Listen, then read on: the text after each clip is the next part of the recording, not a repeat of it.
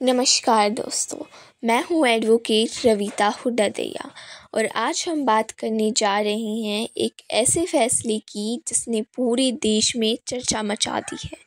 Supreme court ने हाल ही में कहा है कि 490A के मामलों में अब तुरंत गिरफ्तारी नहीं होगी, लेकिन इसका मतलब ये नहीं कि किसी को सज़ा नहीं होगी।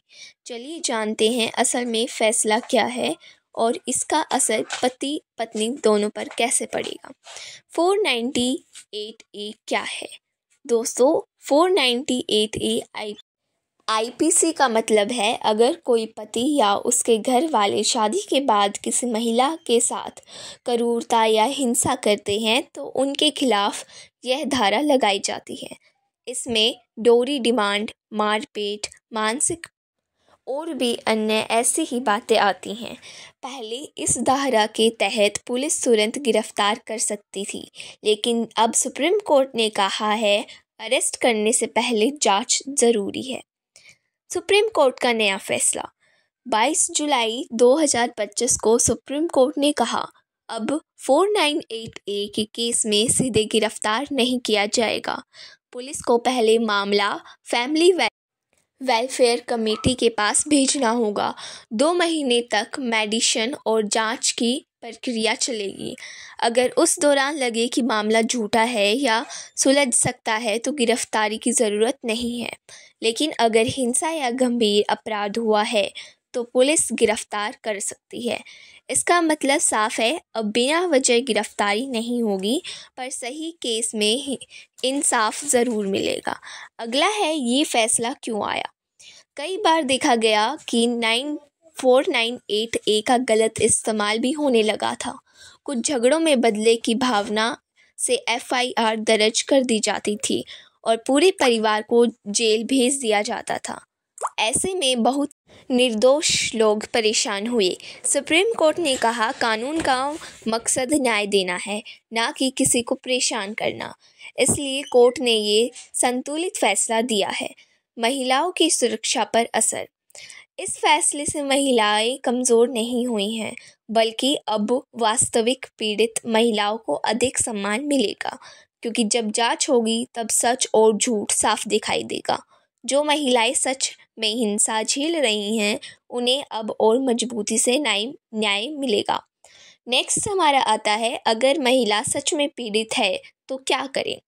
अगर कोई महिला सच में प्रधानता झेल रही है यानी पीड़ित है, सबसे पहले नज़दीकी पुलिस स्टेशन या महिला हेल्पलाइन 1091 पर संपर्क करें। अपने पास सबूत रखें जैसे चैट, फ़ोटो, मेडिकल रिपोर्ट या गवाह। नेशनल कमीशन फॉर वुमेन यानी NCW से ऑनलाइन शिकायत करें।